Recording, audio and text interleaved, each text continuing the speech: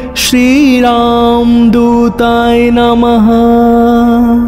ॐ ऐं ह्रीं हनुमते श्रीरामदूताय नमः। ॐ ऐं ह्रीं हनुमते श्रीरामदूताय नमः। ॐ ऐं ह्रीं हनुमते श्रीरामदूताय नमः। ॐ ऐं ह्रीं हनुमते श्रीरामदूताय नमः। ॐ ऐं ह्रीं हनुमते श्रीरामदूताय नमः। ॐ ऐं ह्रीं हनुमते श्रीरामदूताय नमः। ॐ ऐं ह्रीं हनुमते श्रीरामदूताय नमः। ॐ ऐं ह्रीं हनुमते श्रीरामदूताय नमः।